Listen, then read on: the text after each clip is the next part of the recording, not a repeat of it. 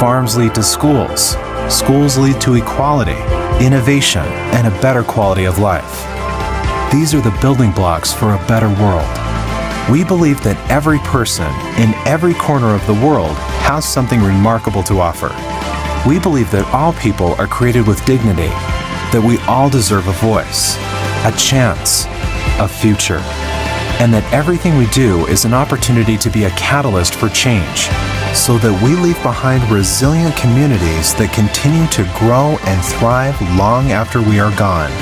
Better quality of life. It's not about imagining a better world, it's about creating one. We believe at CRS, and that's what we do.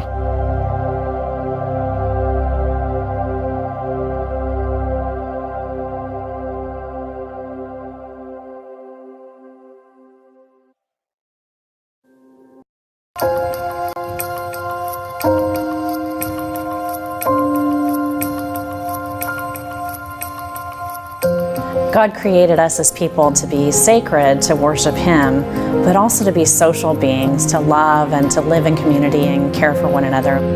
Family is really the first school of communications. It's really the first place that we learn to love, to be loved, to give of ourselves, so that we're prepared to go out into a community and to serve other people.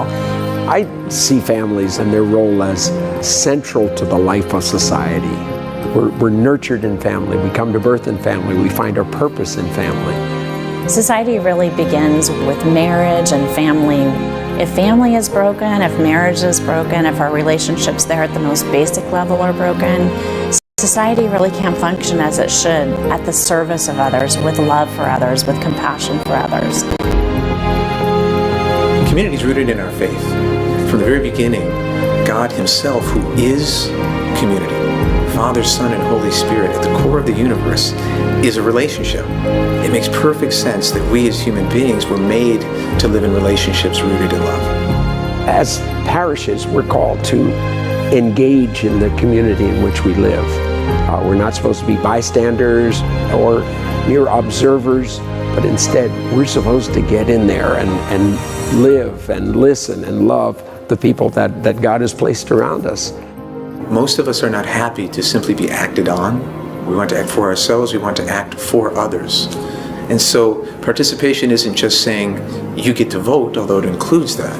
It's saying we will equip you, we will give you access to the resources and the opportunity you need, so that not only can you occasionally say something, but that you can come in and have an impact in a situation. Within our family, we've really tried to emphasize our own little domestic church as part of the broader church. It means taking what we learn as people of faith and then putting it into practice, going out into community and being Christ's hands and feet to those people that we see that are in need. Subsidiarity is one of those great Catholic words. It comes from the root subsidium, help. Subsidiarity is allowing the different levels of society to do the job for which they were made. It doesn't mean that occasionally, when those institutions can't do their job, that they get help from larger institutions, but fundamentally it's a recognition that society is an organic reality with different levels of authority, from the individual to the nuclear family to the government, the church, that all of these have a role to play in making a healthy life together for all of us. We can appreciate how we have to be involved at different levels, responding to different needs. Not experts coming from the outside, but neighbors helping one another. At the heart of reality, we're all made social beings. There's a modern myth that says we're all just autonomous individuals. It's just not how we experience life. Who of us would want to live without friendship? That's the fullness of who we are, because it's in relationship we can live love. And when we live love, then we have the joy of the gospel.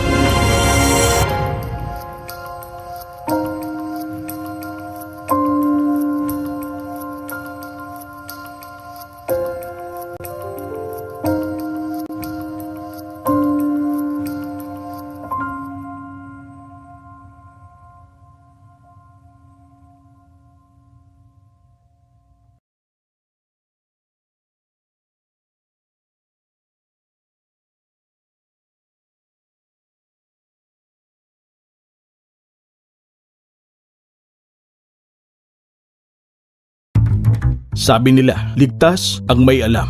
Walang pinipili ang lindol. Lahat ay apektado. Alam mo bang mahigit 20 pagyanig ang nararanasan sa Pilipinas araw-araw? Ito ay dahil ang ating bansa ay matatagpuan sa Pacific Ring of Fire. Ang Pacific Ring of Fire ay isang lugar kung saan madalas ang paggalaw ng mga tectonic plates na siyang sanhi ng mga lindol. Bagamat mahihina lamang at kadalasan hindi nararamdaman, mahalagang maging alerto at handa. Maging ligtas. Alamin kung ano-ano ang mga panganib na maaaring maidulot ng lindol, kung paano makapaghanda sa The Big One, at aling mga hakbang ang dapat gawin habang lumilindol at pagkatapos ng lindol. Maraming panganib ang naidudulot ng isang lindol. Noong 1990, libo-libong katao ang namatay matapos tumama ang 7.8 magnitude earthquake sa Luzon. Nagdulot ang lindol na ito ng isang mahabang bitak sa lupa o ground rupture mula sa probinsya ng Aurora hanggang Nueva Vizcaya. Dahil sa tindi ng pagyanig, napakaraming gusali ang gumuho at landslides ang naitala sa Northern at Central Luzon. Sa probinsya ng Tarlac, Pangasinan at La Union, maraming naging ulat patungkol sa liquefaction. Isang lindol ang naging sanhi ng paglambot ng lupa na animoy nagbala tubig. Dahil dito, napakaraming infrastruktura ang tumagilid at lumubog. Maaari ring magdulot ng tsunami ang isang lindol. Noong 2004, isang 9.1 magnitude earthquake ang tumama sa bansang Indonesia na sinundan ng mga dambuhalang alon na kumitil sa buhay ng daan-daang tao at nagdulot ng labis na pinsala sa mga istruktura. Mga dapat gawin bago ang isang lindol. Malaking bagay ang paghahanda upang maiwasan at mabawasan ang pinsalang dulot ng isang lindol sa bawat pagyanig nito. Narito ang mga paghahandang maaaring gawin ng inyong pamilya. Kasama ang lahat ng miyembro ng inyong pamilya. Bumuo ng plano. Ilista ang bawat miyembro ng pamilya at emergency contacts. Iguhit ang evacuation routes. Siguruhing handa ang mga go bag. Sa inyong mga plano, isulat kung ilang babae, lalaki, bata, matatanda at mga taong may kapansanan ang nakatira sa bahay.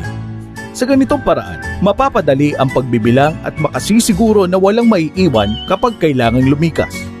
Alamin din, anong maaaring maging epekto ng lindol sa inyong lugar at kabahayan. Magsagawa ng inspeksyon sa loob at labas ng bahay. Suriin kung matibay ang pagkakagawa nito at tignan mabuti kung may mga bantang panganib sa paligid.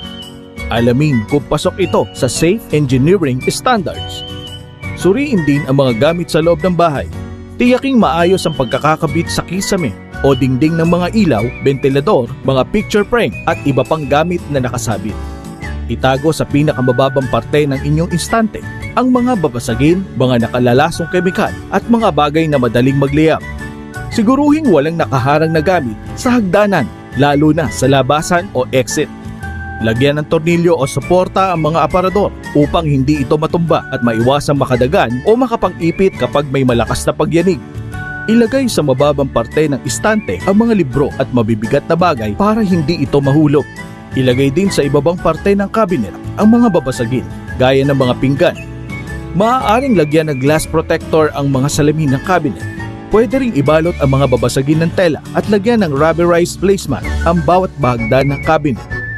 Ilagay ang mga mamahaling gamit gaya ng TV at computer sa mababang lugar. Tiyaking dekalidad ang paglalagyan upang hindi ito matumba tuwing may pagyanig.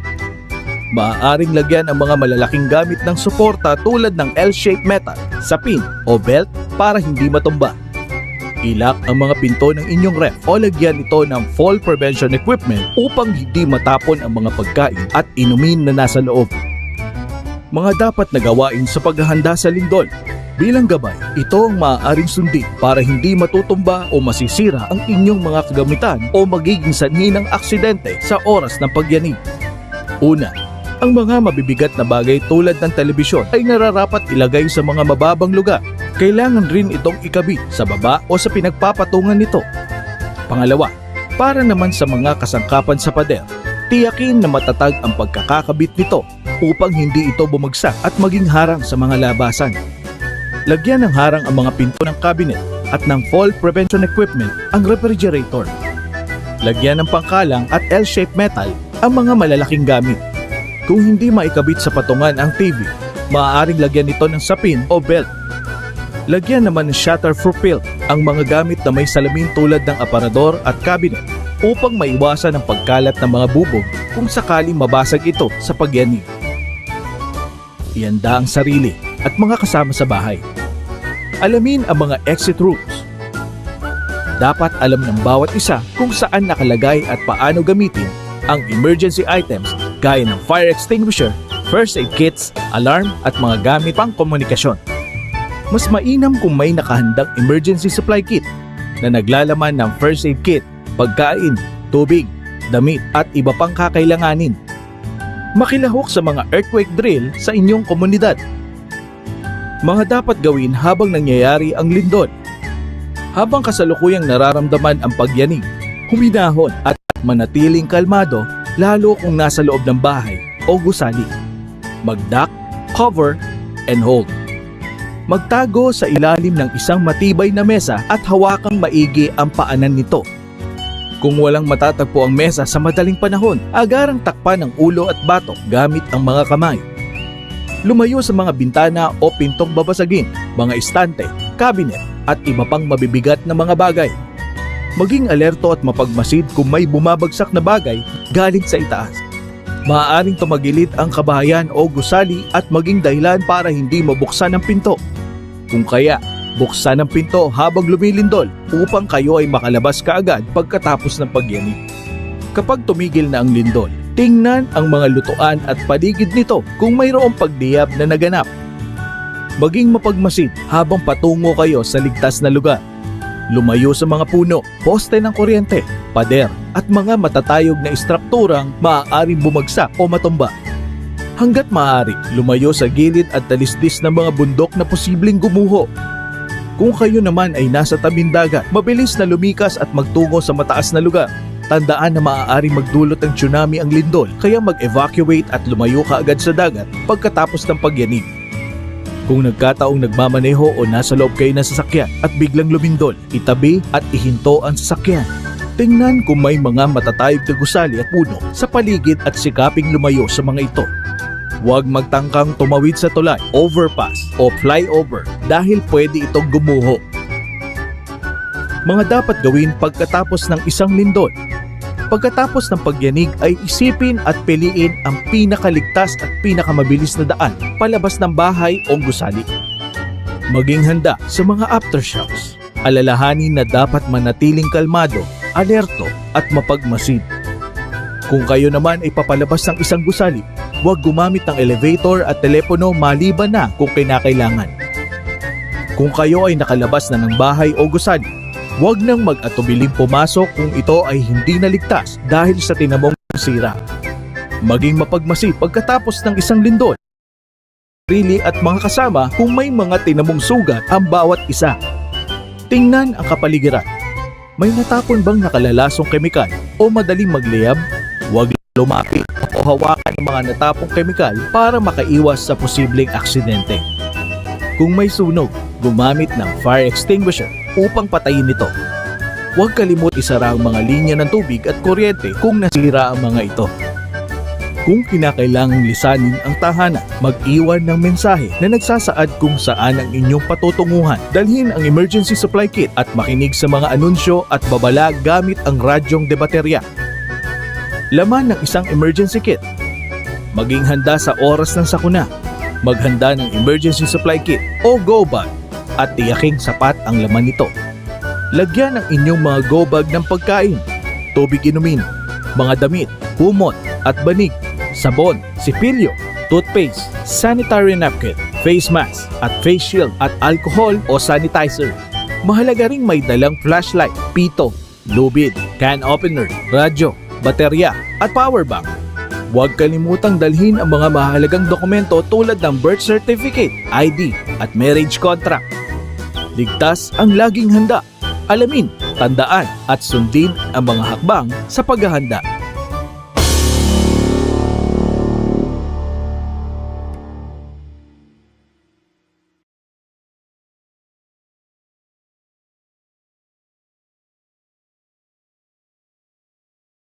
Okay, magandang umaga po sa ating lahat. We welcome everyone tuned in today to witness our back-to-back project launch. Tayo po ay currently streaming live sa ating Catholic Relief Services YouTube page. Muli, gusto po namin pasalamatan lahat ng dumalo at nag-register and joining us in our Zoom space. We have about 150 people who signed up for this launch event. Gusto po namin i-acknowledge, of course, ang presence ng ating mga registrants na galing sa iba't ibang sectors. Simulan po natin yan kay Director Susan Wangko. We want to acknowledge her as well, from Office of Civil Defense, Director ng Office of Civil Defense, CBTS. Also kay Director Carl Cesar Rimando of the LG Region 3. We also have here today and registered Mayor Ike from Pateros, Dream Start Labs, Miyamoto International, also the President of Pateros Technical College, Ms. Annalisa Arcega, also registered for today's event. We also have Director John Lin Texon from OCD PDPS. We also have Ms. Felicima Mungkal, Provincial DRRMO, Bulacan, and also Reverend Father Efren Basco, Executive Director of CSA Malolos, and other partners, local partners, academe, private citizens who are also tuned in today. Maraming salamat po from CRS. Ako po si Bonnie Javier, Deputy Program Manager ng CRS Philippines and your host for today's event. First, a gentle reminder po sa ating mga Zoom guests to please put yourselves on mute at i-off po muna natin ang ating mga video cameras so that we can avert any connectivity disruptions and we can go through the program very smoothly and seamlessly. At po sa ilang preliminaries, may we ask everyone to please join us in opening the program with a short prayer followed by the singing of the national anthem.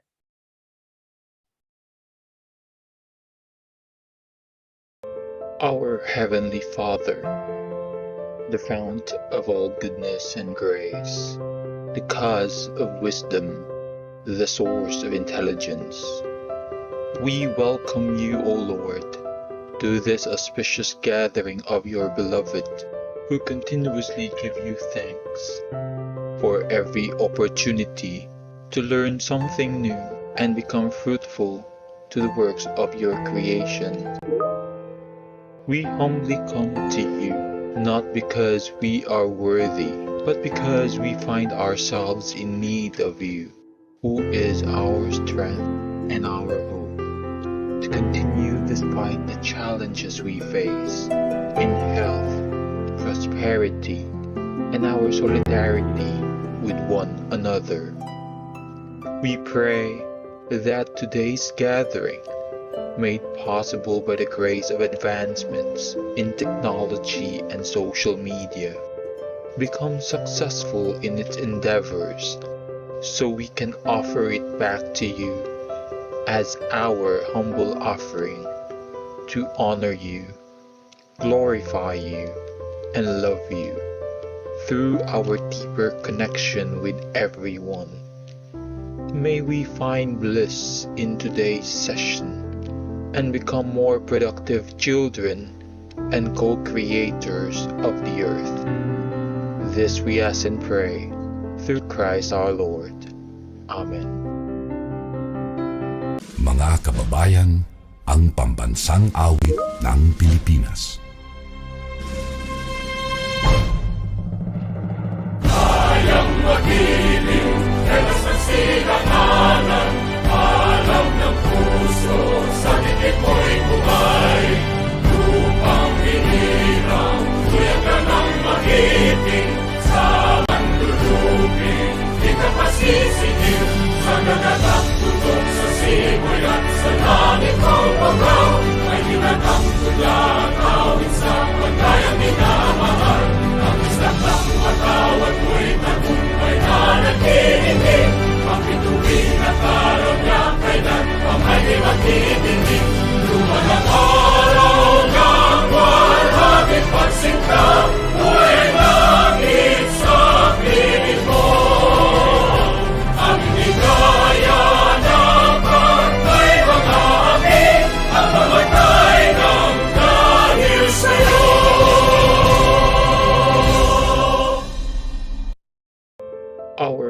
Heavenly Father.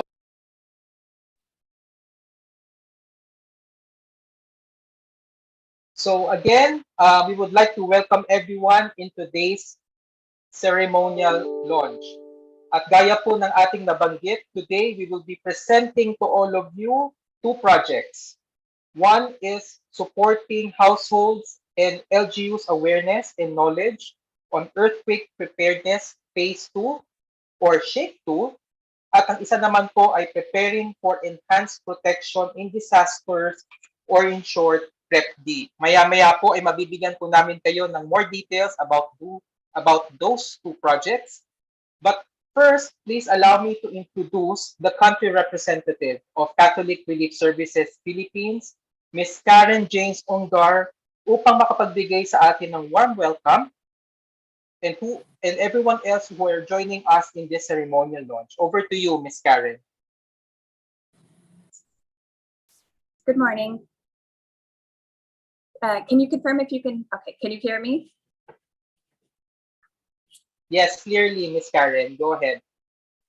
Okay, good morning, everyone. My name is Karen James Ungar. I am the country representative for CRS Philippines, for Catholic Relief Services Philippines. And I'm very pleased to be here today to welcome you to this event and open the event for our project launch for two important projects in the Metro Manila area. The two projects, one is a phase 2 of supporting households and local government units' knowledge on earthquake preparedness project. We call this SHAKE 2 for short. The second project is a complementary project called Preparing for Enhanced Protection in Disaster, called PrEPD project. We will be implementing this in 10 municipalities. These are the same 10 municipalities that we worked in during SHAKE 1 over the past 2 years. Before I introduce the new barangays that we'll be working in, I'd like to welcome our esteemed guests.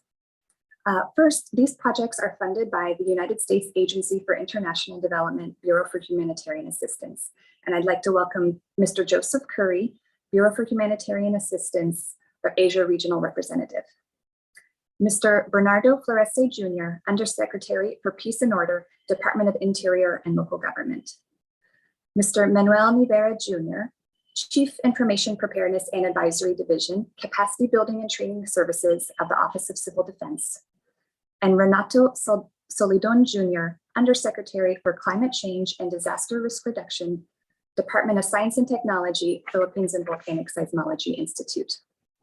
We also have representatives from the Department of Labor and Employment, Technical Education Skills Development Authority, Philippine Commission on Women, and our representative from the local government units from the municipalities that we are working in. The municipalities that we'll be working in for SHAKE 2 and the PrEPD project include Caloocan City, Barangay 18 and Barangay 34, City of Manila, Barangay 104 and Barangay 118, Pasig City, Barangay Pinagbuhatan and Barangay Mabunga, San Jose del Monte City, Barangay Gaya Gaya, Barangay Tugong Manga, and Municipality of Pateros, Barangay Agujo, and Barangay Santa Ana. So today we will also be sharing the accomplishments and milestones of the Project SHAKE Phase 1.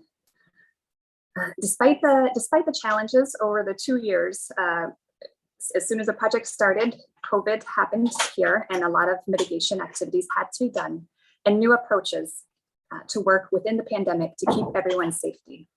We were to accomplish and have many successes, and this led to the opportunity to expand this project into 10 new barangays. We did a lot of COVID mitigation approaches, including blended teaching, new learning approaches, ensuring disinfection of materials, spaced out adjustments in venues, number of participants, and workshop strategies. We created many important partnerships in SHAKE Phase 1. Many representatives are here today, and they will also be continuing with us in SHAKE 2. They include the Philippine Disaster Resilience Foundation, PDRF, Mapakalamidad Philippines, GRAB Philippines, Cebuana Lulier, EEI Corporation, Pateros Technical College, various technological and other institutions, and the Dream Start Lab. So to give you a background on SHAKE 2, The goal of Shake 2 is that vulnerable communities in and around Metro Manila are more resilient to earthquake events. And we do this by working hand in hand with the local government units and communities, doing capacity building and disaster risk preparedness planning and evacuation, preparing for the LGU level communities down to the household level. The Bureau for Humanitarian Assistance gave us a unique opportunity this phase of the project by adding a complementary project that's focused on protection and accountability, so that protection is prioritized during all of the planning and implementation of disaster risk reduction activities.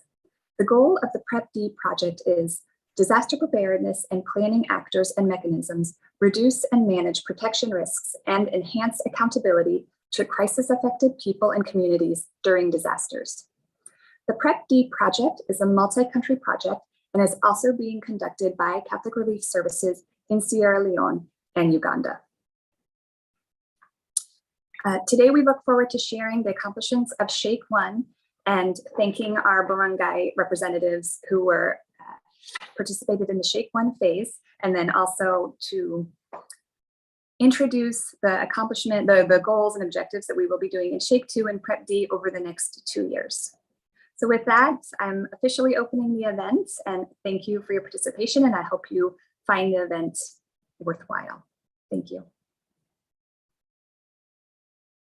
Okay, thank you, Ms. Karen, for those encouraging words, and warm welcome to our guests today. And as we remain grateful sa support at tiwala po na binibigay sa atin ng USA Bureau for Humanitarian Assistance sa ating dalawang ilo-launch na projects ngayon, we are honored to have with us today Mr. Joseph Curry from the United States International Development Bureau for Humanitarian Assistance, at magbibigay po siya sa atin ng short keynote. Over to you, Sir Joe. Okay, thank you.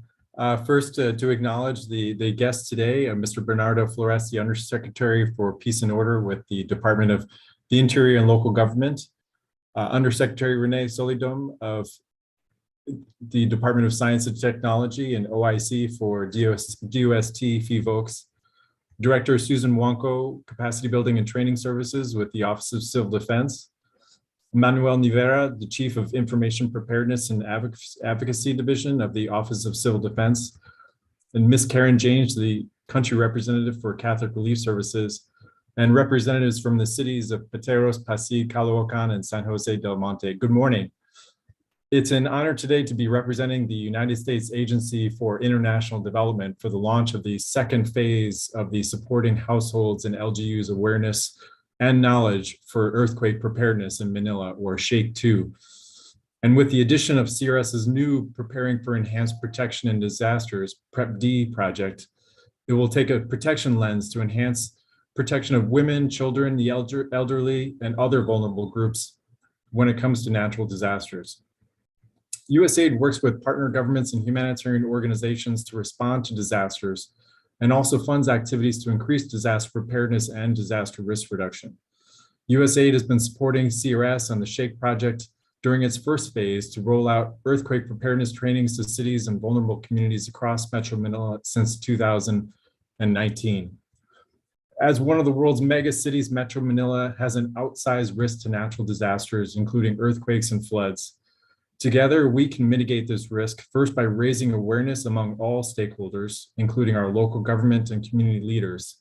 And if people understand their earthquake risks, adequately prepare and take measures to mitigate their vulnerability, together we can reduce the impacts of a major disaster. We're excited to see Shake 2 join with scientific leaders from FIVOX with this development of a suite of new mobile applications, including How Safe Is My House, the Fault Finder, and Hazard Hunter PH. These are all essential tools for city leaders and households to understand their risk to earthquakes and better prepare themselves. I want to also thank the Office of Civil Defense and the Department of the Interior and Local Government for their partnerships and extensive expertise in training LGU leaders and improving city disaster risk reduction and management plans. Your work in preparing across the country has led to the saving lives, especially as we've seen in Typhoon Odette with the evacuation of hundreds of thousands of people within days of a serious disaster. Together as partners, we can improve people's living situations and help them reduce their vulnerability to natural disasters. Thank you very much.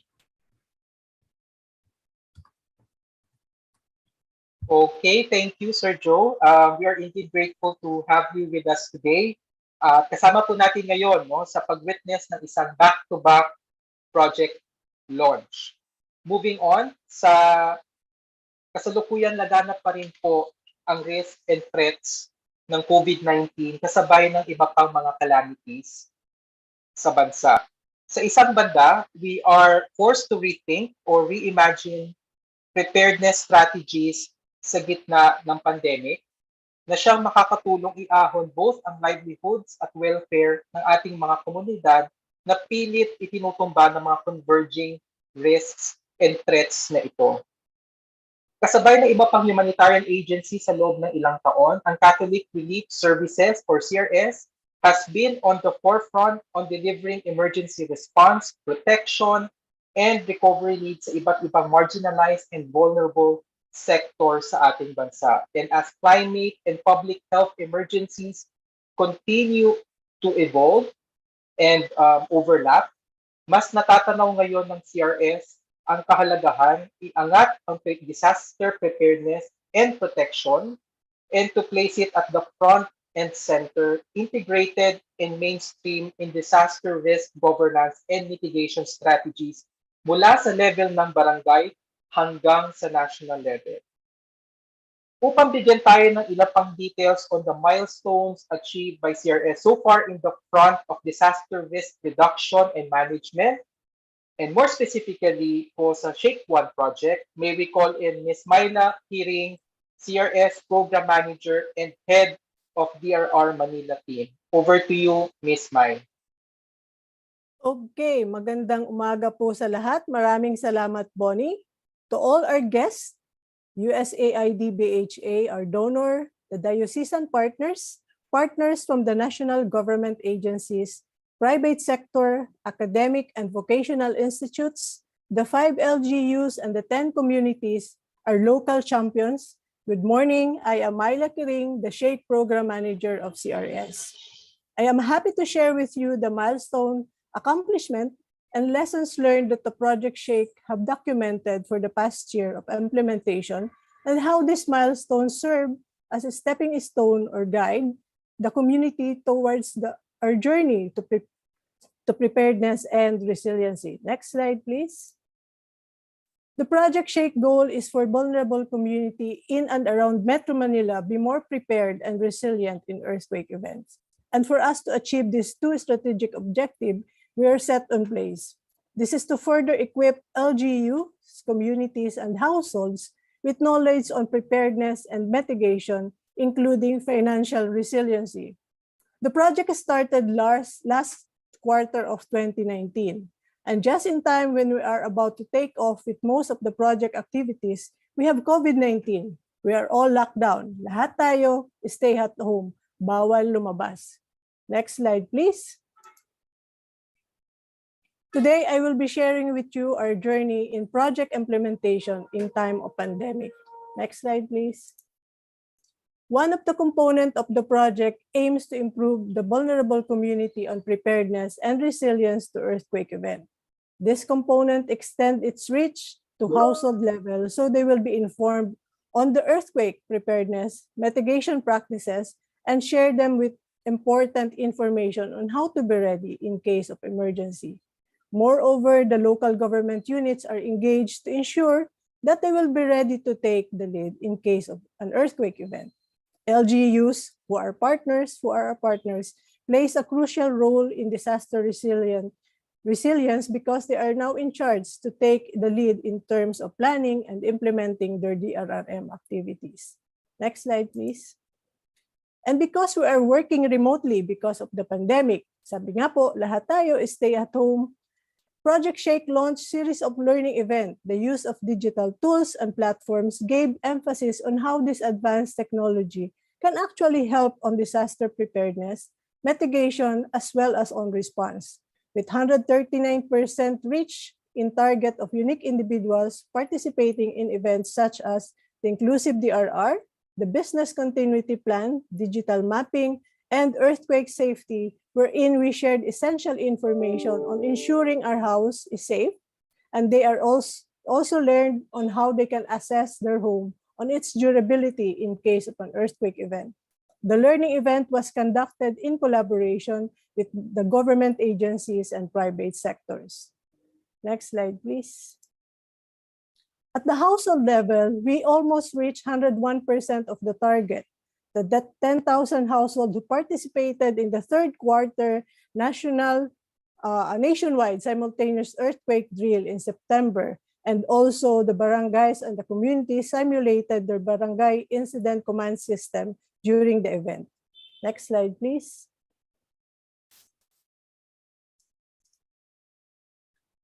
On part of the risk assessment activity, the project trained selected LGU staff and community volunteers in completing the exposure database using the OST FIVOX GeoMapper PH app.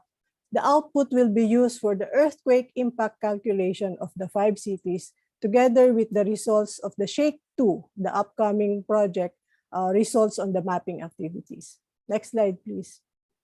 The project also made valuable partnership across sectors and offices and joined together and collaborate to ensure that vulnerable communities will access DRR services and information.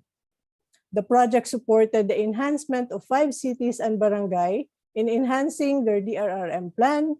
Some are also prepared or formulated their earthquake contingency plan and forged partnership with private sector to support their DRRM initiatives and activities using all the DRR, the Oplan Listo, and the format on earthquake contingency planning by the government.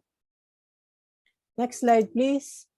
Part of LGU and barangay initiatives, the project supported and co-funded LGU small-scale project to support preparedness and evacuation during an earthquake event.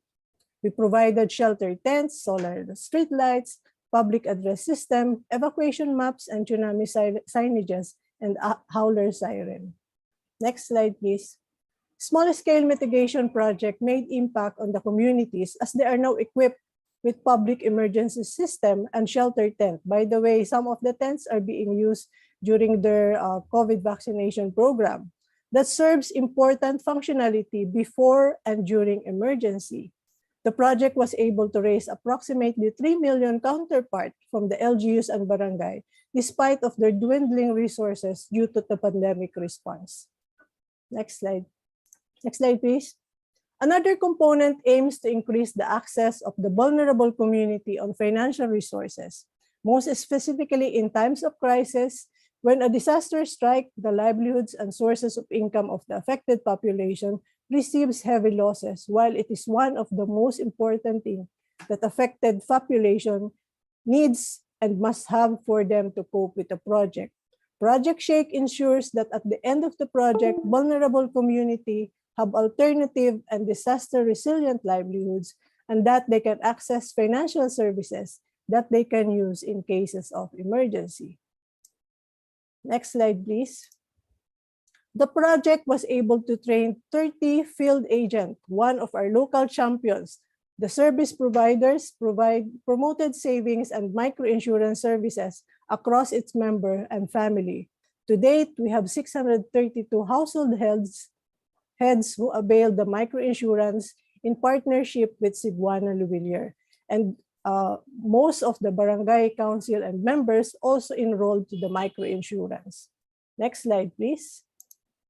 Savings and Internal Lending Communities, or SILC, is a flagship program of CRS. It taught the community member on savings and they were capacitated on financial literacy. 123% increase in membership was recorded despite and in spite of the pandemic, with an average of 4,500 savings per member for the 8 to 12 month cycle. To date, the total accumulated savings of the group reached almost 11.5 million. So sino po ang magsasabi na hindi kayang mag-save sa kabila ng pandemic, sa kabila nang nawala ng trabaho ang karamihan, nakakapag-save pa po ang ating mga kasamahan sa iba't ibang komunidad. At ito nga po, nasa 11.5 million ang kanilang savings. Next slide, please. Aside from the goal of providing access to alternative livelihood, construction-related courses were also offered to beneficiaries as it also ensures knowledge on home safety and security. This is a scale-up and added value to the beneficiaries. They just not learn new skills, but they also learn disaster preparedness mitigation. 1,022 individuals, or 102% accomplished, was provided with skills training through TESDA and the private sector. 257 of which are already now employed with our private sector partners, while some are incubating their small businesses with the help and support of the project. Women also participated in the construction skills training, and of course, other non-construction skills training provided by TESDA and our TBI partners. Next slide, please. Now, let me share with you the story of two of our beneficiaries. This is March Cabardo, a graduate of the Livelihood Skills Training and a recipient of the Livelihood Grant. He is from Barangay Graceville in San Jose del Monte, Bulacan. He now enjoys and applied what he learned from the training and provided by the project by setting up his own welding shop. Now he's already earning from that business. Another one is Melissa Agustin, one of our silk member from Barangay Palatiu, who managed not just to save money, but also make most out of it. Through the loan services provided by SILC, she was able to buy a motorcycle that she used in delivery service of her business. This stretched her network and reach in community, and this made her business grow and earn more. Marami pa sana kaming gustong ibahagi sa inyo na nabago ang buhay. Ang ilan ay nawalan ng trabaho dahil sa pandemic.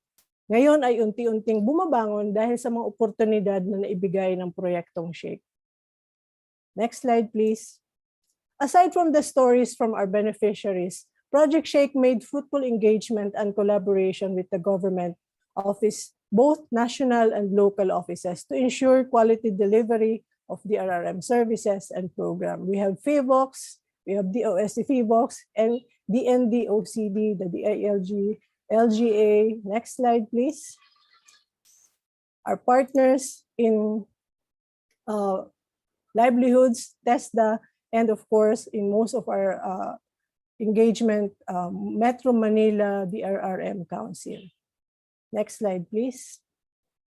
Aside from the national government agency, meron din po kaming mga naging katuwang. Napakahalaga po na naging bahagi o role ng ating mga private sector. We have also enriched partnership with the private sector. This partnership have advanced traditional practices and efforts on DRR into a more innovative and creative ways.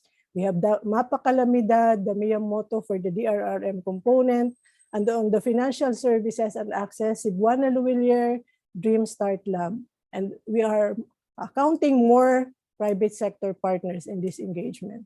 And of course, we also have, next slide please, companies and local organizations who also help us in the mobilization and employment of our beneficiaries. Next slide please. We also have 17 partnership with technical vocational institutes. Yung ibang logo hindi na ata na isama. In support of TESDA, with all this partnership established and strengthened all throughout the project duration, we are truly grateful and humble with the outpouring support. Muli po, maraming salamat sa lahat ng naging partners ng proyektong SHAKE. Next slide, please. But of course, the implementation is not smooth sailing, ika nga. Maraming naging bumps, maraming naging traffic na dinaanan. Several challenges and hindrances surface up and cause heavy traffic in the implementation. Marami pong naging lockdown na pinatupad ang ating pamahalaan. Paminsan-minsan, pakiramdam namin para kaming nagchat-chatcha sa pag-i-implement ng project. One step forward, two steps backward, because of the varying degree of locally imposed lockdowns. And because of these lockdowns, Partners, mobilizers, ambassadors, and even training beneficiaries shifted their priorities. Some were infected by the virus, some opted to stay at home to minimize exposure.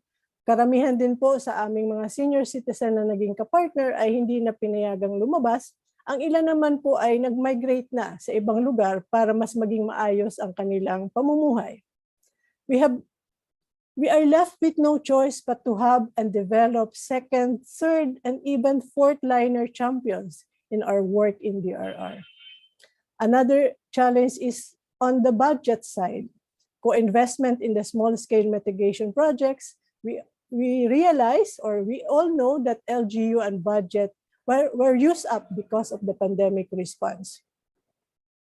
Also, the access to internet connection, paminsan-minsan nawawala ng signal, pero ang pinakamahirap po sa lahat yung paggamit ng community ng mga gadgets. May ilan gumagamit lang ng simple phone na hindi pwedeng maka-access ng mga videos. Ang ilan sa barangay ay nagsiset up ng mga blended approach. We have to be creative in generating local counterpart and in the delivery of our trainings para ituloy ang pagtugon sa mga hamon. But the challenges did not remain stagnant. This was made as a tool to make more valuable.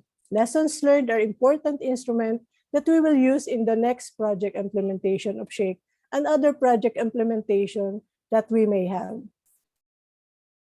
Some of the lessons that were learned, sabi nga, mobilizing and capacitating committed DRRM ambassadors. As mentioned earlier, meron kaming mga DRRM ambassadors who continue to mobilize to be our community influencer and facilitates a wider information reach to the community kahit po kami ay bawal lumabas. Patuloy po ang capacity building nitong mga DRRM ambassadors. At sila po ang aming naging katuwang sa pagpapatupad ng project. Conducting activities in accordance with the health protocols is appreciated by the barangays. They see that the project team are genuinely concerned with the community members and not just there to implement the project deliverables. Because of this, we are truly grateful to our partners, Caritas Pasig and CSA Malolos, for always being there with the barangay and communities. Maximizing online and blended approach learning events and webinars in collaboration with the national government is an effective platform to actively engage interested participants and stakeholders. In most of our learning events, we serve participants and stakeholders outside of the project site or outside of the project scope and jurisdiction. All over, mula Luzon, Visayas, and Mindanao, meron po nag-a-attend sa ating mga online learning events. The development of simple and easy to understand materials using local language also promote inclusive access of information and wider reach in the community. Sabi nga, mas madaling basahin, mas madaling intindihin, at mas madaling gawin. Next slide, please. The positive feedback and experience of SILC members encourages other community to join SILC groups that resulted to 120% increase in membership of SILC. Katulad po ng binanggit ko kanina, hindi rin namin inaasahan na sa kabila nung nawala ng trabaho, nawala ng kabuhayan ang karamihan, patuloy pa rin nakakapag-save itong ating mga grupo. At katunayan nga po, dumagdag pa ang naging interesado sa SILC. Ito po ay dahil din sa ating mga private service provider na nag-ensure na ipatuloy at isustain ang ating microinsurance access for financial resiliency of the household and the community. Our partnership with the private organization and businesses support massive recruitment and skills training, community-based training and employment. Hindi lang po, sabi nga po ng aming mga beneficiaries, hindi lang kami natuto, nagkatrabaho pa kami. At karamihan po sa kanila ay mga nawala ng trabaho tulad ng mga drivers at ibang skilled workers na lumipat sa kanilang interest at nagpatuloy sa training at ngayon po ay nakakuha na sila ng panibagong trabaho. Next slide, please. Last lesson that we learned from the implementation of the project, the physical presence of project implementer as a community organizer is an integral component in the success of community-based project. Madalas marami kaming tanong nung nag-uumpisa yung pandemic, paano ang community organizing kung hindi tayo bababa? Paano tayo magmo-mobilize ng community kung wala naman tayo sa community?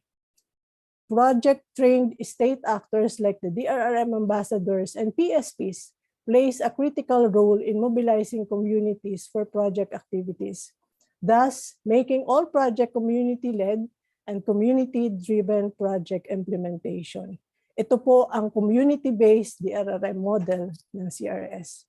Muli, maraming salamat sa ating mga local champions, our DRRM ambassadors, and the PSP. And now, for the next phase of the implementation, next slide please. Kasama ang mga ambassadors at PSP, the road is to scale up and scale out the current project. Hindi po kami magkasya sa 10 barangay lang. Kailangan natin dagdagan pa. And this means larger in scope and bigger in terms of value and impact that we wanted to see.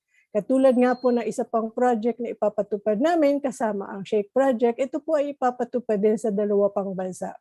Project protection mainstreaming was also added to ensure that all are protected and safety was given great significance. Please join CRS and the project team for another 2 years of our journey of a protected, prepared, and resilient community through the generous funding of USAID, Bureau of Humanitarian Affairs. Next slide, please. Mula sa aming team, ako po si Mai, nagpapasalamat sa inyong lahat. Samahan niyo po kaming muli at tunghayan natin ang 2 video patungkol sa Project Shake 2 at sa PrEPD project. Excited na po kaming makita at makasama kayong muli. Maraming salamat po and over to you, Bonnie. Okay, maraming salamat po, Miss Mai, para po sa isang comprehensive milestone report ng Shake 1 at ilang pasakali na rin kung paano ito tatawid sa ating 2 proyektong ipapakilala ngayong araw. Sa last check po ng ating number of participants in this Zoom space, we have about 127. Maraming salamat po. And again, a gentle reminder to our guests in case po ay nagkakaroon tayo ng connectivity issues, maaari din po tayong pumunta sa CRS YouTube account dahil kami po ay nagsistream din po ng live doon. Ipopost po namin ng CRS YouTube link sa chat box para lang po may reference ang lahat. Okay, and jumping right ahead sa main highlight ng today's event, we will now be introducing through a short video our 2 projects. So without further ado, gusto na po namin ipakilala sa inyong lahat ang Shake 2 at ang PrEPD.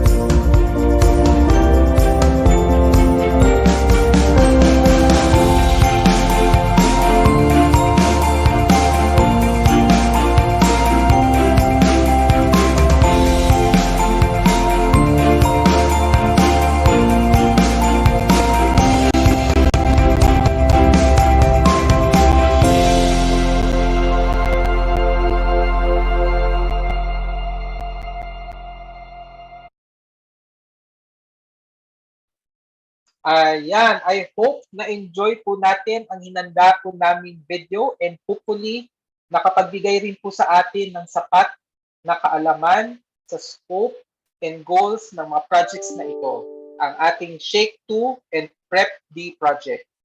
Muli, isang malaking shout out po sa ating dalawang magigiting na local partners, ang Caritas Pasig at Commission on Social Action or CSA Malolos, na magiging katuwang po natin sa pag-abot ng maximum potential ng ating mga projects sa ating mga target barangays. Kaya, please keep on following our CRS Facebook and YouTube pages dahil from time to time, we will be posting quick updates on the progress and rollout of those two projects. Okay, now heading for the second half of the program, ngayon ay pakikinggan naman po natin ang ilang message of support mula sa ating mga valuable government and regional partners. Uumpisahan po natin ibigay ang floor kay Mr. Karini Gitonga, our CRS Regional Technical Advisor for Disaster Risk Reduction and Climate Change Adaptation. Over to you, Karini.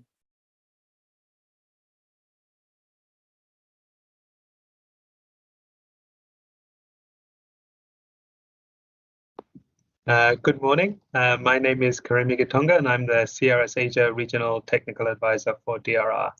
I'm thankful to be able to send this message of support to our team in CRS Philippines and our partners for the launch of the Preparing for Enhanced Protection in Disasters PrEPD project. I'm sharing this message on behalf of our PrEPD Regional Project Coordinator, Oda Ashimbol, who unfortunately is ill today but sends her best wishes for the event and the launch.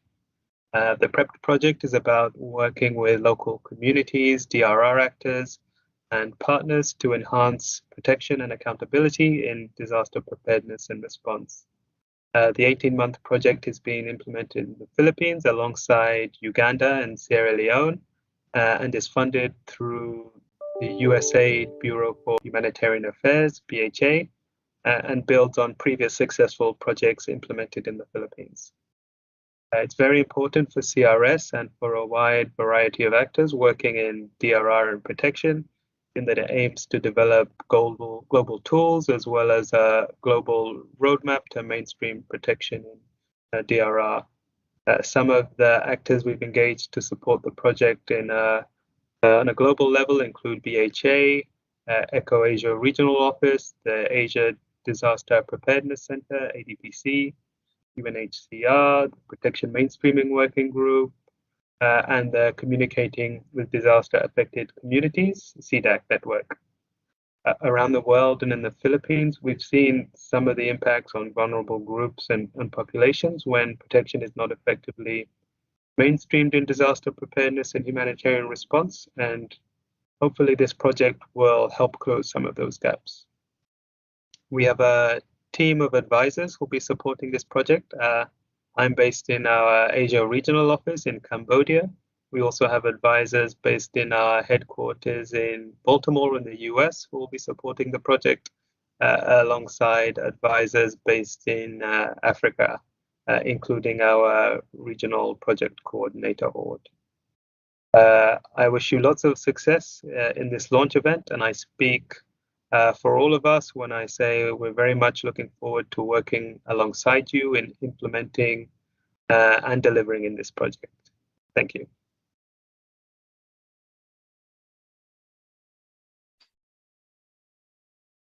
Okay, thank you, Karini.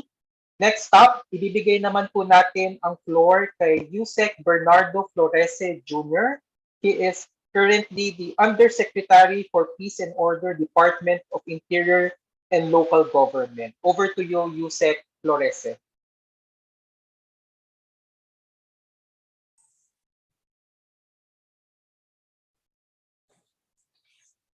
Thank you very much. I'd like to acknowledge Mr. Joseph Corey of the United States Agency for International Development, Office of Foreign Disaster Assistance, or USAID, or FDA.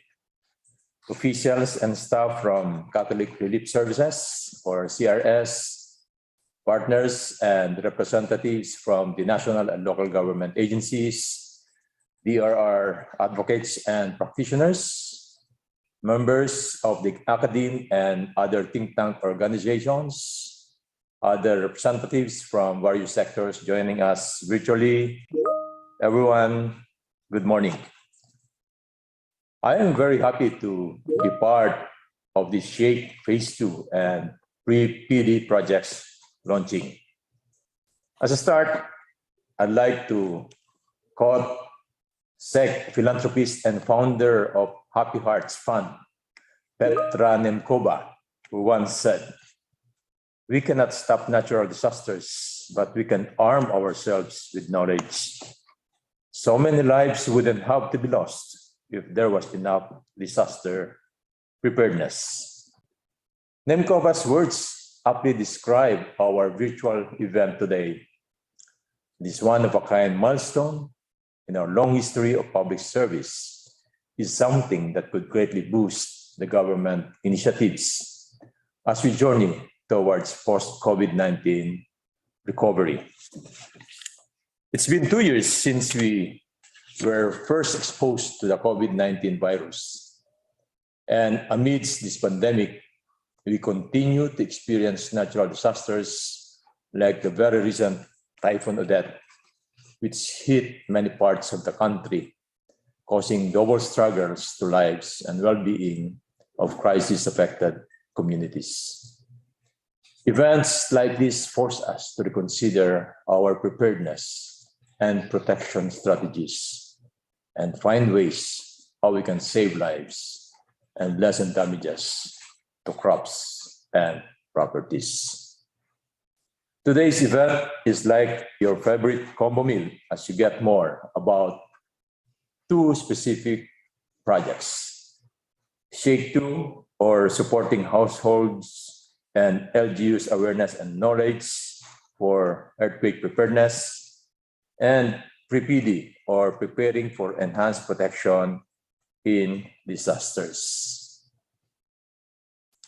SHAKE 2 is a follow-up of SHAKE 1, which focuses on strengthening crisis-affected communities, capacities to help them prepare, mitigate, and protect themselves from the effects of earthquakes, while PrEPD focuses on the development of tools and resources.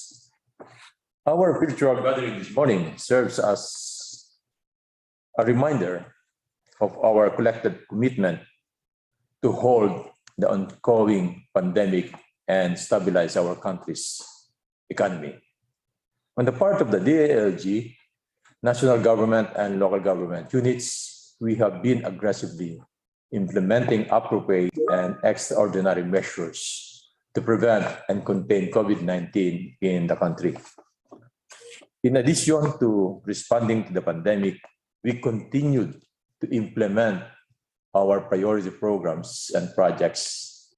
As Vice Chairman of the NDRRMC on disaster preparedness, specifically strengthening LGU capacity for disaster preparedness and resiliency, and providing essential social services in the country's remote communities. Across the years, the DILG has successfully administered DRR initiatives like the Build Back Better infra projects for the Bohol earthquake assistance, recovery assistance for Yolanda, assistance to municipalities, DRR and other infra projects, and performance challenge fund. We also have this advocacy on Operation Listo Disaster Preparedness Manual, which started as typhoon version. Now it has another version for volcanic eruption. The Operation Listo manuals are intended to help local governments and communities better prepare for and respond to disasters. These manuals also serve as minimum guide for the critical steps or actions that LGUs and LCEs should take in response to various hazards. The department also continued to implement Operation Listo or Alert, an advocacy program that mandates LGU disaster preparedness using a one government and whole of society approach to prepare, adapt, cope, and transform from the adverse effects of disaster and climate change. Last year alone, the DILG accomplished a number of milestones despite the continued threat of the pandemic. Some of the department's achievements under DRRCCA include 8 local governments or LGUs were trained under the Technical Extension Services Program on Local Climate Change Action Plan or LCCAP formulation to LGUs with Climate and Disaster Risk Assessment or CDRA report and formulation of enhanced LCCAP or ELCCAP. 64 LGU officials were trained on Geographic Information System or GIS. 740 LGU officials and personnel from Cordillera Administrative Region were trained on the management of the dead and the missing. 1,129 LGU personnel participated in the newly elected officials webinar executive sessions. 24 LGU officials from Baguio City coached on climate and disaster risk assessment or CDRA, while 74 LGU officials from Region 9 trained on CDRA and greenhouse gas inventory. 330 LGU personnel were trained on Quality Assurance System or QAS for Barangay Disaster Risk Reduction Management Plan or BDRRMP and Comprehensive Emergency Program for Children or CEPC localization. 74 LGU personnel were trained on Barangay DRRM planning and QAS for Local Disaster Risk Reduction and Management Office or LDRRMO, and 69 participants attended the Barangay DRRM planning and QAS for Municipal Local Government Operations Officer or MLGOO. With these milestones, rest assured that the DILG and local governments are with you in the quest towards safer and disaster-resilient communities. You have the department's support in cascading the SHAPE, Phase 2, and PrEPD projects to the grassroots level.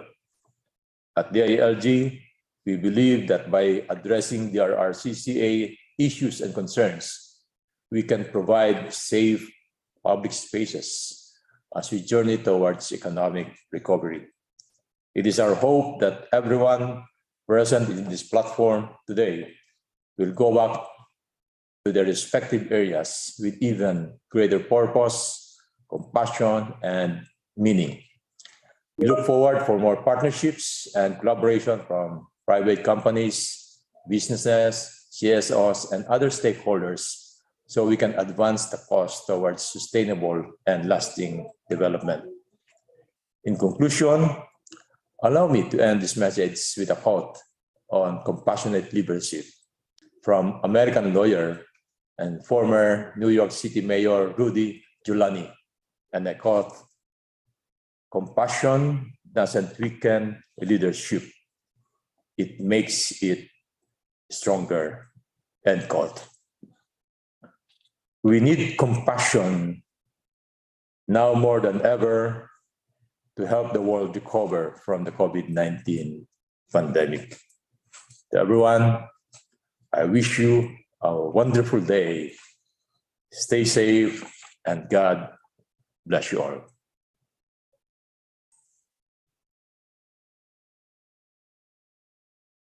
Okay, thank you, Yusek Florese.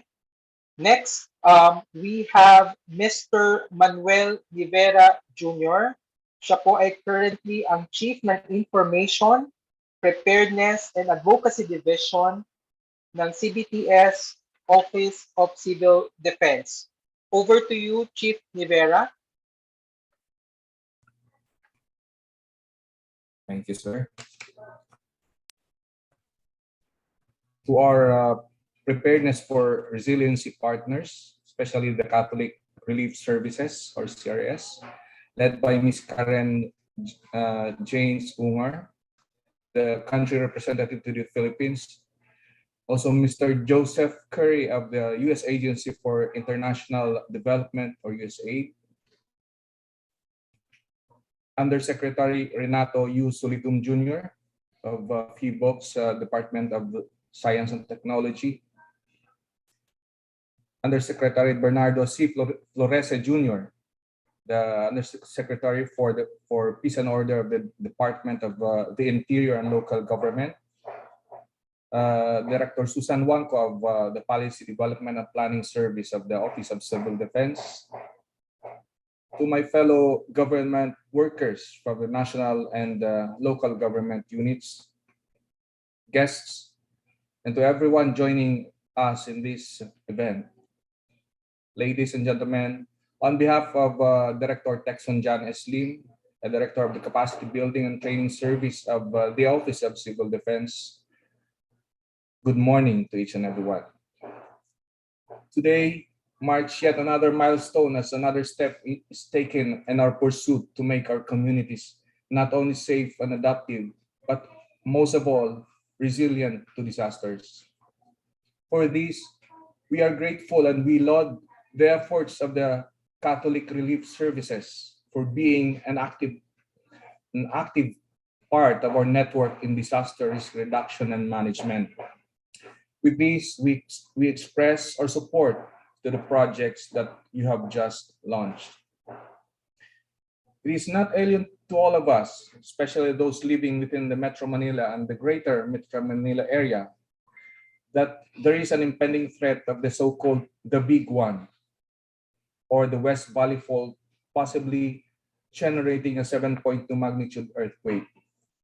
Since its inception in 2004 from the Metro Manila Earthquake Impact Reduction Study or EIRS, we can say that we have gone a bit further on our preparedness actions, including in our efforts for prevention and mitigation.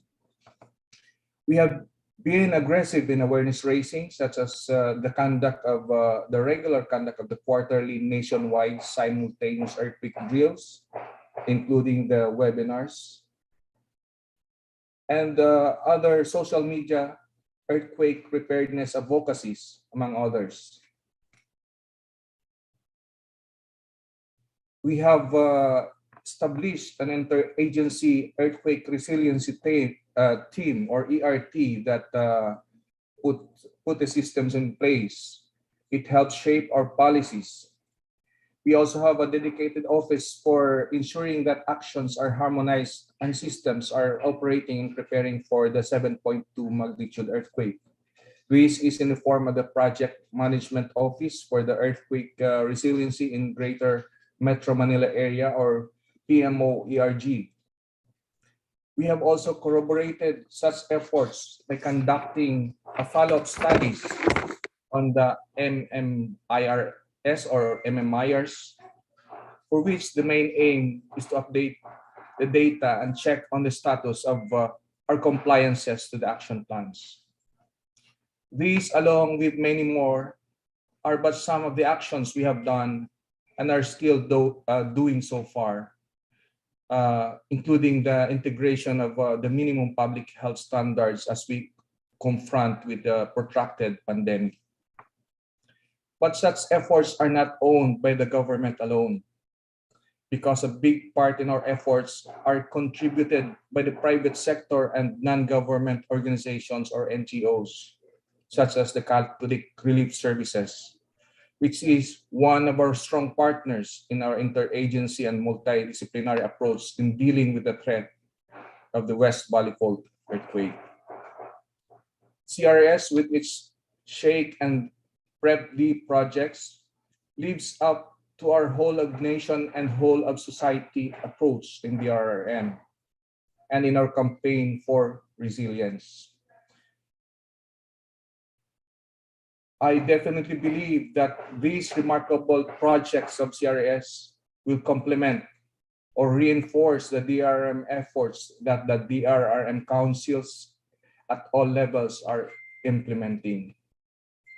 Again, on behalf of the Office of Civil Defense, we are thankful to all of you for all your efforts and contributions.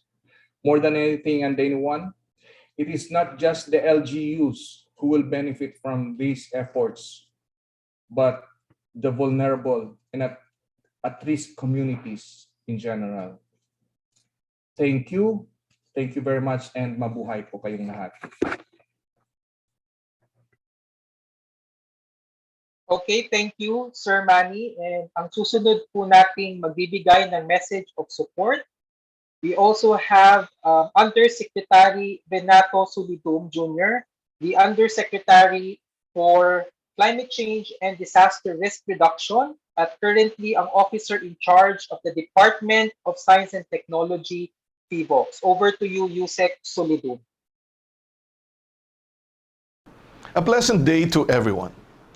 To the Honorable Bernardo C. Flores Jr., Undersecretary of Peace and Order of the Department of the Interior and Local Government, Director of Capacity Building and Training Services of the Office of Civil Defense, Attorney John Texon S. Lim, to Your Excellency Milo Hubert Vergara, Bishop of the Diocese of Pasig, Your Excellency Dennis Villarojo, Bishop of the Diocese of Malolos, to the cities of Caloocan, Manila, Pasig, San Jose del Monte, and Municipality of Pateros, to Mr. Joe Curry of the United States Agency for International Development, Bureau for Humanitarian Affairs, to Ms. Karen Janes Unger, Country Representative of Catholic Relief Services.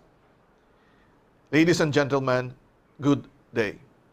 DOST PHIVOLCS is principally mandated to mitigate disasters that might arise from volcanic eruptions, earthquakes, tsunami, and other related geotectonic phenomena. But we also develop gender-responsive capacity enhancement for comprehensive disaster risk reduction efforts. This is where CRS and PHIVOLCS objectives are aligned, helping communities to be prepared and resilient to various hazards, including earthquakes and its other related hazards. We began our engagements through RADAS trainings and exposure data-based mapping activities in 2017 during the Phase 3 of the Project Success, or strengthening urban communities' capacity to endure severe shocks. This continued to the Phase 1 of the Project SHAKE, or supporting households and LGUs' knowledge on earthquake preparedness. In this part of the engagement, we collaborated on facilitating webinars for local government units and communities in strengthening their houses against a strong earthquake. We developed household-level information, communication, and education materials. We also enhanced the assessment and construction design for concrete hollow block-made houses. In 2021, we forged a formal partnership in support to CRS other DRM projects. With CRS track record in supporting poor and vulnerable communities, regardless of race, gender, and religion, but based on needs, PHIVOLCS so that they will also be effective in disseminating information and providing capacity building to vulnerable households. Their work in the different parts of the country is a testament that the need to strengthen the capacity of the whole of the country against the impact of disasters is a continuous and unending endeavor. These calls for the provision of expertise and to cover as many vulnerable areas as possible. That is why PHIVOLCS is actively supporting CRS to fulfill our shared vision of mitigating and reducing disaster impacts in the Philippines. More power to CRS, and congratulations to their partners for a successful Project SHAKE Phase 1, and we are also looking forward to more communities to be informed, assisted, and strengthened towards disaster resiliency. A pleasant day to Okay, thank you, Yusek Solidum. And last but certainly not the least, we also have here today ang ating Honorable Mayor of Pateros, Mayor Miguel Ponce III. Over to you, Mayor Ike.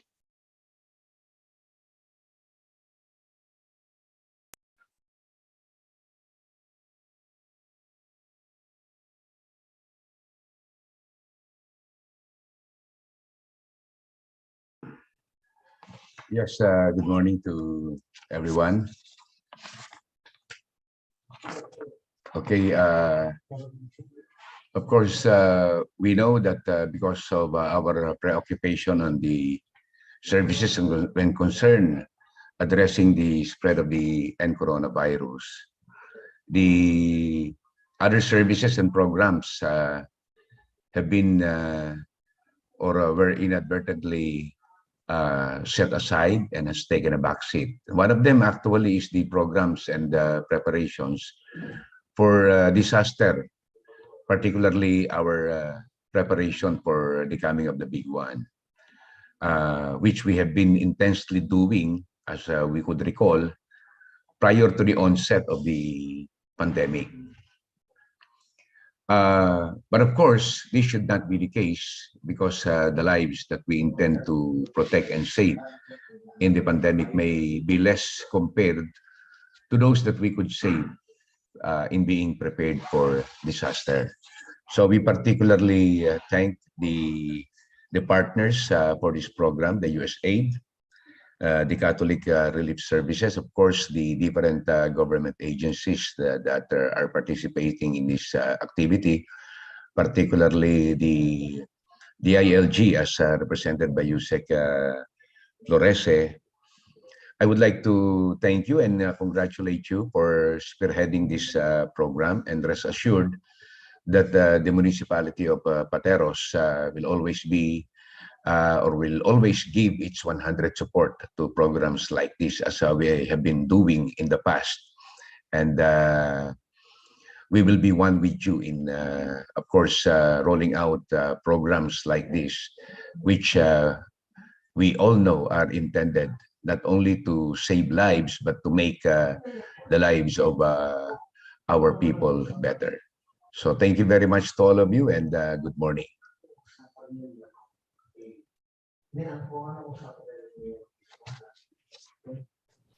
Okay, thank you. Thank you, Mayor Ike. Again, maraming salamat sa lahat na nagbigay ng message of support. Thank you, Karimi, Yusek Florese, Solidum, Sir Manny, para sa walang sawang suporta and for your continuous patronage in our DRR mitigation strategies, na hangarin din po nating ipalaganap sa iba't ibang urban and rural communities sa ating bansa. Ngayon, magtutungo naman po tayo sa awarding of Certificate of Appreciation to Shake One Barangays. I would like now to call in Ms. Marcel Rubiz, ang ating CRS Deputy Program Manager, upang magbigay ng maikling token of appreciation para sa ating partner barangays. Over to you, Marcel.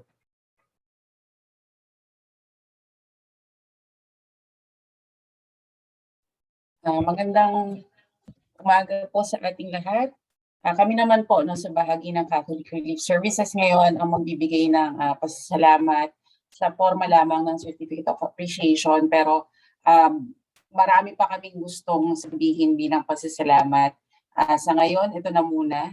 No, alam ko napakahirap ng naging journey ng Shake One project dahil nagkaroon ng pandemya, so nagkaroon tayo ng limitations, no? Pero bagamat ganoon, talagang generous yung mga barangay partners natin sa Shake One dahil nag-adjust din sila, no, dun sa kondisyon. At syempre may mga delays tayo, pero naabot naman po natin sa ating makakaya, no? Ginawa natin lahat ng ating makakaya. And of course, for the 5 cities and municipality na partner namin, walang makakahigit dun sa mga pagbibigay nyo rin ng oras, ng mga mandato, no, ng mga iba-ibang orders para matuloy yung ating proyekto. So, sa bahagi pong ito, ulitin, babasahin ko lang po yung laman ng ating certificate. So, this Certificate of Appreciation is presented to dun sa ating partner barangays. in recognition of their exceptional leadership in building disaster-resilient communities and providing generous support in the implementation of supporting households and LGUs awareness and knowledge for earthquake preparedness or SHAKE project. This is given on February 23, 2022, signed by the Catholic Relief Services Philippines Country Representative Ms. Karen James Ongar. Sa Barangay 105 ng Manila, maraming salamat po. Sa Barangay 128, Agyamanak, Launay. Sa Barangay Rosario ng Pasig City, Los Mabalos. Sa Barangay Palatio, Takal, Salamat. Sa Barangay Santo Rosario, Kanluran, Pateros, damo nga salamat. Sa Barangay Martires del 96, salamat sa kaayo. Sa Barangay 35 ng Caloocan City, Sukran. Sa Barangay 14 ng Caloocan City, muchos gracias. Sa Barangay Graceville ng San Jose del Monte, balbalagya salamat. At para naman po sa Barangay Mozon ng San Jose del Monte City pa rin, madamo nga salamat. So sana po yung iba't ibang mga lingwahe ng Pilipinas, na-express po namin yung aming sobrang laking pasasalamat. At magkikita pa rin po naman po tayo no, sa Project Shake 2, magkakatulungan pa po tayo dahil para naman po ito sa mga expansion areas natin o sa mga bagong partners natin. So again, para din po sa mga cities na partners namin, wala po kami ibang masabi kundi maraming salamat po. Okay. Thank you, Marcel, and to our partner barangays who received their certificates of appreciation today. Isang malaking virtual applause po sa ating lahat. And thank you for staying by our side and joining us in placing preparedness at the core of our community values. Muli, karangalan po naming maging katuwang kayo sa pag-abot ng goals ng ating mga proyekto. Okay? Isang paalala po pala, no? We will be handing out a 5-minute evaluation survey and ipopost po namin yan sa ating chat box para po sa ating mga Zoom guests.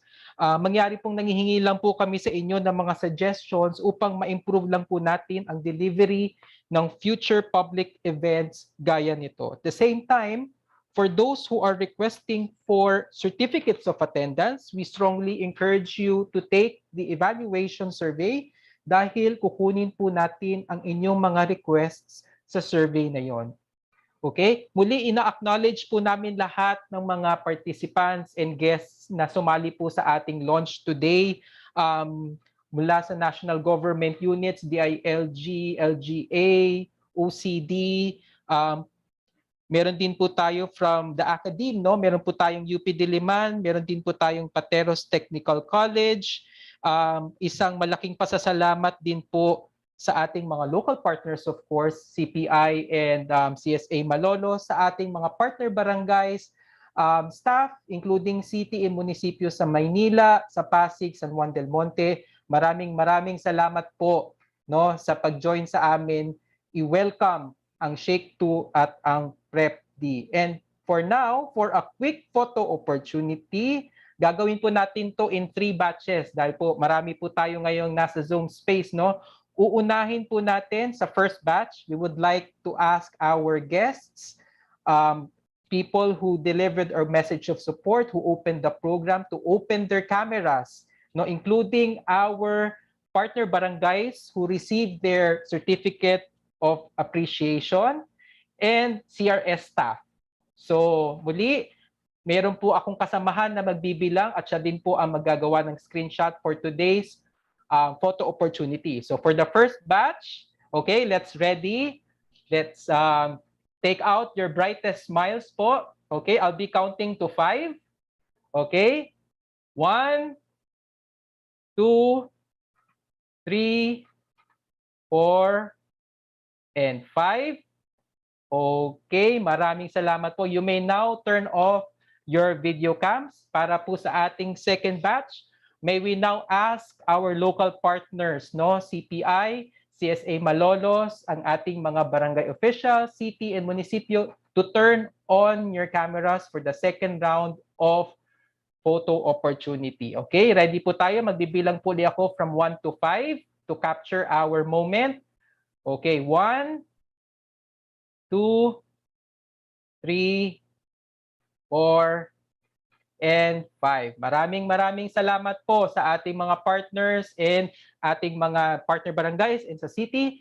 Okay, for the third and last, may we ask the rest of the participants not mentioned at guests to open their cams for a quick snap rather, for our social media pages, okay?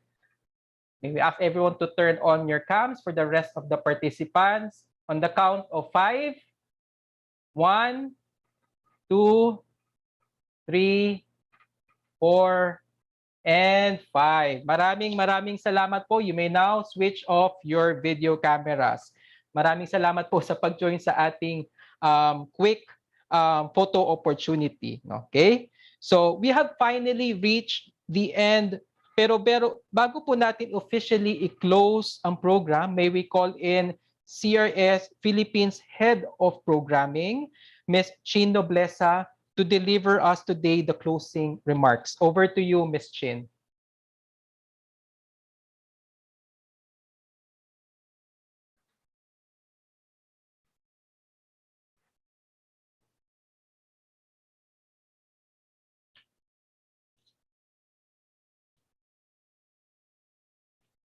Okay, nagsiset up lang siguro si Ms. Chin, but in any case, para sa mga... ito na po. Okay, Ms. Chin, are you there? Yes. Okay, thank you, Ms. Chin. Go ahead po. Magandang umaga po sa ating lahat. It is such an honor to close this event with a big smile and a huge warm of applause to everybody. We will close today's activity with your renewed strengths, no? For a hopeful new beginning of another journey we call the Shake 2 and the PrEP project. Warmest greetings and appreciation go to our esteemed guests, Mr. Joe Curry of USAID, Yusek Flores of DILG. We have Mr. Rivera of OCD, and Yusek Solidum, who has prepared the video for us from DOST. These support, these messages of support really encourage all of us to work together as we continue building resilience and disaster preparedness for the vulnerable communities in Luzon, in Metro Manila. CRS has been implementing disaster risk reduction projects for the last 9 years now, and we can proudly say that these experiences have strengthened us to move towards taking a greater role. As you can see in the presentation of Ms. Myla, the program manager earlier, we have accumulated huge amount of partners, a lot of partners that work with us to build more resilience for the communities that we serve. So again, handa po si CRS sa next journey na ito.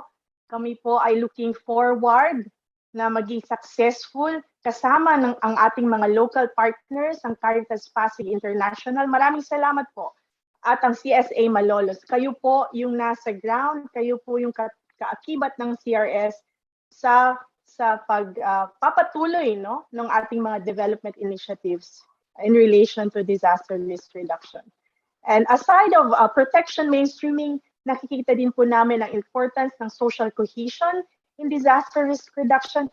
Kaya po kami rin ay excited to see how we can integrate, not just protection mainstreaming, but also social cohesion as we continue the disaster risk reduction projects in the Philippines.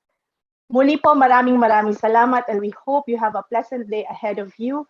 Thank you, and a pleasant morning to everyone. Over to you, Bonnie.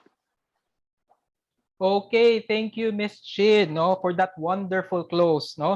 So that ends our program today. Muli kami po ay nagpapasalamat sa lahat ng dumalo at nag-share ng kanilang time with us today. Maraming salamat po at winelcome ninyo ang dalawang projects, ang Shake 2 at ang PrEPD project. We are hoping, of course, that these projects will also contribute to make our communities more prepared and alert sa mga impacts ng earthquake events. And echoing po what our project slogan says, protecting lives through preparedness actions. This is Bonnie, ang host po ninyo sa araw na ito. Kami din po ay higit na nagpapasalamat sa ating mga fellow interpreters, sina Sir RJ Soriano and Sir Junjun Sevilla. Thank you po for delivering our message and reaching out to our communities out there. Muli, paalala lang po sa ating mga guests, to answer our 5-minute evaluation survey, makakatulong po ito para sa aming future public events. Mula po sa lahat ng bumubuo ng program na ito at sa CRS, wishing everyone a bright and productive week ahead. At maraming salamat po.